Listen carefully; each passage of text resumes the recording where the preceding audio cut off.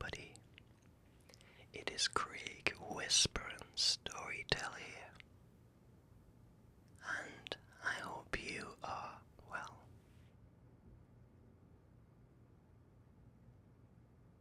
It's Sunday morning as always, and I've got my trusty cup of coffee, even though it's gone a little bit cold already. But the thing is about coffee, you can just drink it either way. Tea, not so much when it goes cold, but coffee, you can still get away with it. So for anybody who is not familiar with my channel, this is an ASMR channel, which means that I whisper or talk really softly. And it's surprising because I still get a lot of people stumbling upon this channel and asking why I'm whispering and why I have long pauses in words. And yeah, the answer to that, just before anybody would ask, is that I do this for relaxation. And this is a ramble in which I talk about general everyday life, what's going on in my life, the ups and downs, we all have them. And I invite you, my lovely viewers and subscribers, to let me know what's going on in your life, and I do get some wonderful, wonderful comments. So thank you so much for that. So here we are, as always, end of month ramble. The weather outside, because I'm from England and talking about the weather is our pastime. It's a quintessential English thing to open a conversation about the weather, and usually close it as well. But the weather outside is very grey and very breezy. I can see the trees kind of swaying a little bit. So there is a bit of a breeze kicking up there, but it has been a hell of a lot milder recently. So the month of February has been bone-chillingly cold. We've had really kind of biting winds, and yeah, it's been a long one, even though it's only 28 days.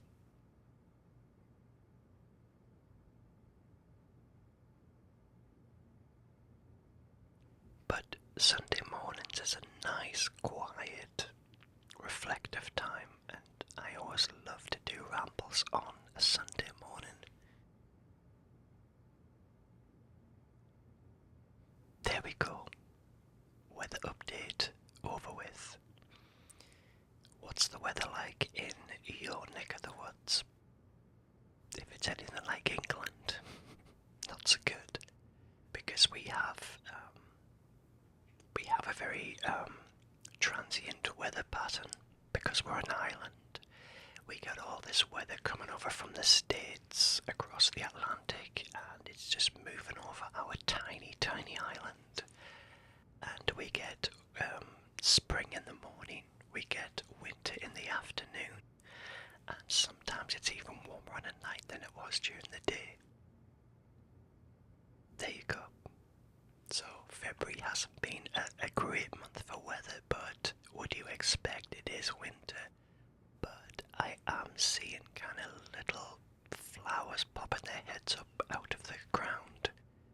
Daffodils are starting to emerge, ready to kind of just burst into bloom. And yeah, we're approaching that time of year with the spring and the reawakening of everything. So, first things first, thank you so much for all the wonderful comments from last month. I had a bit of a kind of month in January. I've gone through a period of self-reflection and questioning, and yeah, on the work front, I've been a little overwhelmed. I've been a little bit stressed. Sadly, it's a very fast-paced role that I have, and yeah, I was questioning a lot lot of things over the last few months. Sorry, few weeks, not month. But just overwhelmed with the amount of jobs I had to complete. I found myself not taking lunches. I found myself working after hours just to try and get my jobs over the line. And it was a sense of just exhaustion, really. Being honest, because this is a safe space. This is us talking to one another as friends, and this is me kind of just saying about the things which aren't going so well in my life. However, I could easily kind of have this bright, breezy facade and be preachy about how great everything is, but in reality, we're all human beings. And we all have our ups and downs. And I said before in the last video, that the last ramble, that I think I kind of have some kind of seasonal disorder. Meaning that I see a pattern every year when I go through a dark period sometimes, where I feel isolated, I feel alone, I feel doubt. And that's how I felt this year, but I did feel like that last year and the year before, so maybe it is a pattern. So I think what's been in my mind this year has been a case of I'm pretty new to the virtual working system. Just to give some context, I left my last office job in 2019, and then COVID hit. I kind of did some customer service roles in retail, etc. And then I've kind of found my way back into the world of the office. But everything has changed. Everything has become digital and virtual. Working from home is a thing that wasn't even considered back just 6 years ago. And all of a sudden now it's all Teams. It is, there's virtual working, and what I've discovered is it's a double-edged sword, in my opinion. So yes, you've got the freedom to be sitting at home and doing chores in between jobs and taking the dog for a walk. I took on a dog recently who's lying here beside me now, sparked out. He's lovely, I absolutely adore him. But anyway, I digress. But the double-edged sword aspect comes from the fact that you don't have these relationships that you make with people in the physical office. And that's what I come from, just being there present. You don't have these water cooler discussions. You don't have a discussion over a cup of coffee or a cup of tea. You don't have dinner together. You don't talk about what you watched on Netflix. You don't talk about the weather. And you know I love to talk about the weather. So all of these vital aspects of connection are kind of severed, if you like. I'm sure I've talked about this before, but the thing is with me, when something's on my mind, or I'm doing a period of self-reflection, I sometimes kind of talk about things again and again and again to make sense of them. But I've been thinking, why am I not as happy as what I thought I was? And it's that level of disconnection, I think. But anyway, I did question my age. Am I too old for this game? Everything is now digitized. Everything is online. I've gone through that period of self-reflection, but I've introduced a few things. Now, for any of you that have found that time management is an issue, which I have, time management, I really did think that I had it sorted, but I haven't. And it's been a beast term, and it still is. Now, I've got a theory from my perspective, and I think that hyperfocus sets in very easily when you are sitting alone.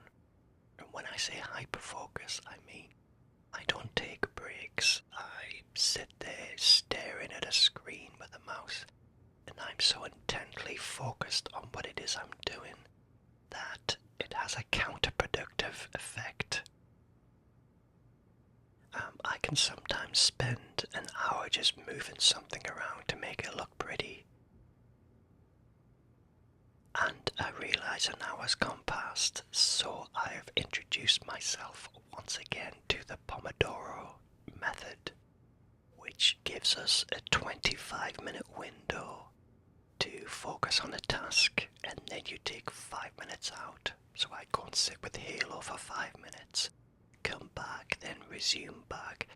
But what I think it does is it helps you to focus for a very short while and then step away for a few minutes.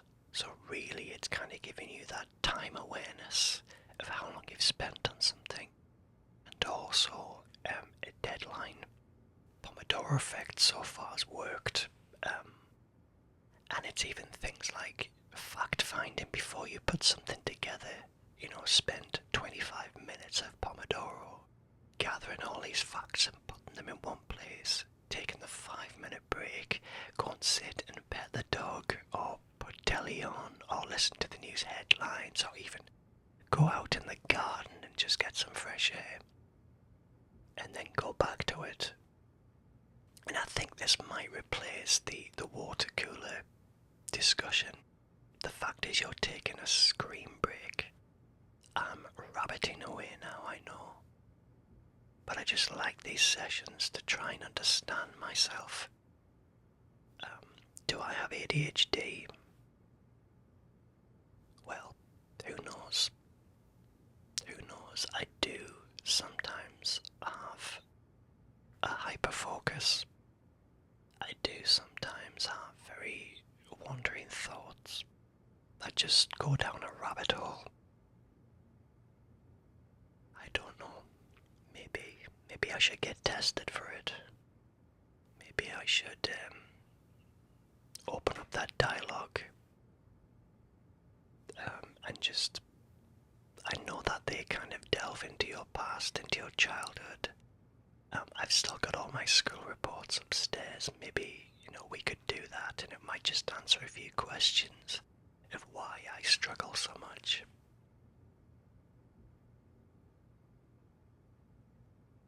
But on a positive note, my work has spent nearly £4,000 on a laptop, which allows me to edit, because there's a lot of things like podcasts coming in the mix and videos. And it's great that an employer's actually making the time and spending the money, because in the past with previous jobs I've had, I've used my own equipment to film and edit, and consequently I've ran a couple of Macs into the ground. So it's super nice that they are investing and giving me the tools for the things they want to do. So they bought a lot of microphones, which I've got here. These are Shure microphones and desk clamps. So they're really going in with this podcast idea and investing in cameras and software, and it's great. They've given me Adobe Creative Cloud. Now the thing is, I use Final Cut Pro in my everyday life, but I have used Premiere Pro in the past, so I might have to kind of re-educate myself around how it works, because it's not something I use every day anymore. But I'll get there. The one thing I've started doing as well, work is really a topic of conversation this month, isn't it? but I've started going in the office on a Wednesday of my own accord. So the office is about 45 minutes to an hour away from where I live by car. But I get a lot of value from being in the office by seeing people in the flesh and making those relationships. And I think that once a week really helps me to embed and grow relationships with colleagues. I'm not going to say I'm going to hang out with them and have a drink with them, but just getting to know them and getting to understand the business, I think, as well. So I've took it on myself to go into the office on a Wednesday to try and help with this feeling of isolation that I have, which has kind of weighed heavily on my well-being, if you like. But this is me just being honest. It could just be timing of the year. It could just be the January blues, as I mentioned before. And I had some lovely comments from you guys, just kind of reassuring me that I'm not alone, that you have felt like this too. And I'm really grateful for that. We are there to help each other. And that's what I love about what we have here. We lay our life on the table and we can virtually hang out. Okay, work. Let's park work now and let's talk about other things that I've been up to. So apart from my mother retiring and moving house and recovering from an operation, she's doing well now, settled. But the retirement thing is a big thing for her. It's going from a full-time job to having nothing, so I'm kind of suggesting that she gets out and does things, whether it's a part-time role somewhere, or whether it's helping out with the community, or something. But I do think you need to have that something in your life. I would quite happily retire. Very happily retire. I would love to be a full-time YouTuber. It would give me immense pleasure to be making this kind of thing my lifestyle. Every day filming videos of me going around places and maybe more up-to-date rambles and regular rambles, should I say. But I haven't got the time because I work full-time. But if I didn't, if I could drop to work in 3 days, I would put at least 3 videos out a week. Because I enjoy this. I enjoy it a lot. Yeah, I lost another friend, another dear friend who passed just a few weeks ago. This is a friend of mine for 22 years. I became a friend of the family. I had my own key to the house. I would look after dogs while they went on holiday. And she passed away a few weeks ago. And yeah, we're devastated. I've lost a lot of people recently. There's been 3 deaths within the year of people I've been very close to. 1 family member and 2 very good friends. And it doesn't get any easier with any of them. But yeah, there's another thing, we have to deal with is these situations. Funeral is in March, early March, and yeah. On another note, on the 15th of February, I went to an escape room. Have you ever done an escape room before? Real good fun. So this is a place where you're locked in an area and you have to work out these puzzles and numeric puzzles, and it could even be a word-based puzzle. So the idea is to try and get out.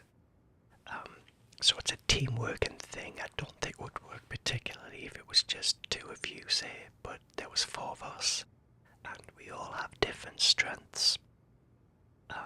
It was really great fun, and we chose one called the Magic Emporium.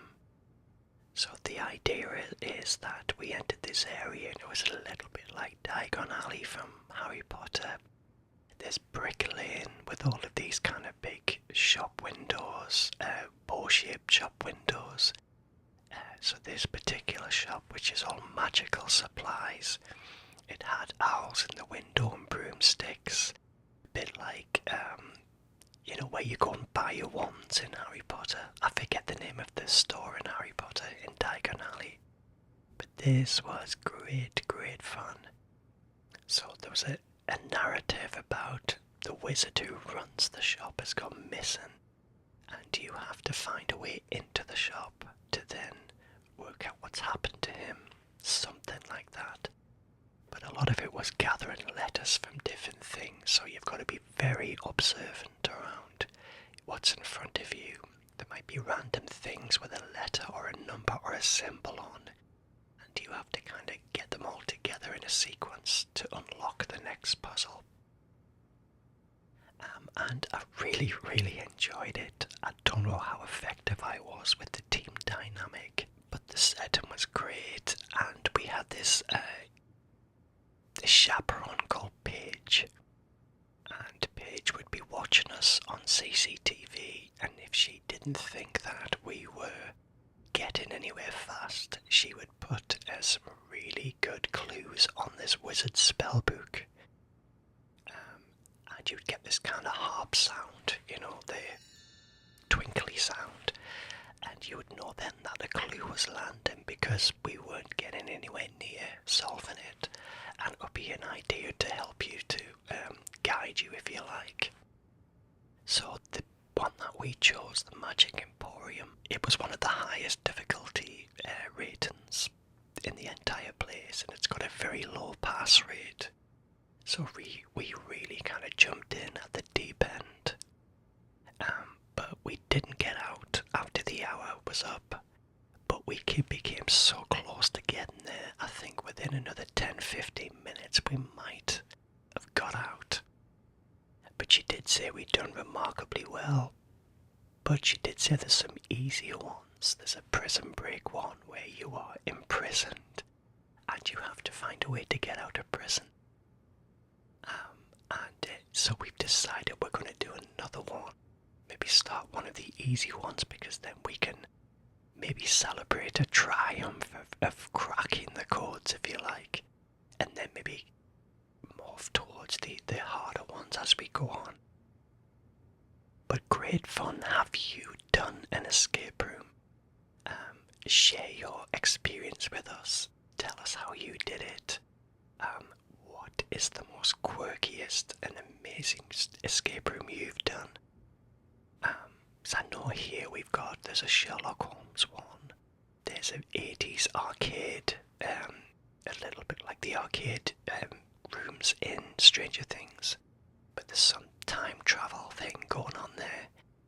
So they've all got this kind of narrative, but they are very the same in cracking puzzles and trying to move along to get out, that kind of thing. But I did love that. So it'd be nice if you could share your experiences with escape rooms. I noticed there was axe throwing there too. So there's all these guys kind of flinging axes, and girls flinging axes at these targets. So I guess it is a kind of a coordination thing. And it's probably good mental stimulation because it is focus and using your brain in a different way to what we do every day with our jobs. Do let me know if you've done that too. I was thinking about doing this for a video. So a good friend of mine bought me this a couple of years back, and I still haven't done it. It is a Lego of the Indiana Jones and the Last Crusade with Indy and his dad in the car with speeding along with that airplane beside them. Would you like me to build this in a video? I just haven't done it because I don't know how long it will take me to do. It might take absolute hours because I haven't done Lego for the longest time.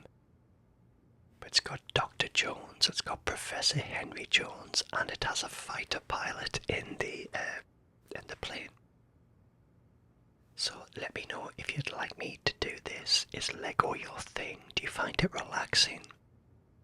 Let me know and I can incorporate it in a video coming up. But also thank you to my friend, you know who you are, for buying me this.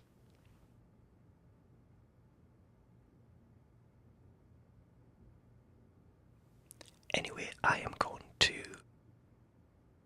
I think that's about it. Looking ahead, for March I've got a funeral taking place, as I've mentioned. I've got a busy time at work with podcasts and videos, so it's going to be a lot of driving around and recording things. But I'm also going to put a video out with me reading through your comments, and that's going to be dropping this week. I don't normally post midweek at all, but this week, with it being my channel anniversary on Friday the 28th, I am doing a bit of a read through of your messages and comments. It probably won't be a long video, but it is something to mark the official anniversary, even though I made a cake last week and I've mentioned it in a few weeks ago. But the 28th is my official first ever video upload, which was me reading Jack and the Beanstalk in 2011. So do check that video out. It will be dropping in my feed probably around Wednesday or Thursday. But in the meantime, let me know how you are. Reach out to me on the messages, reach out to me on email. I love hearing from you. I'm so grateful for you. I love you. And I'm going to wish you all a very good night, and I will see you all very soon. You take care. Bye bye and sweet dreams.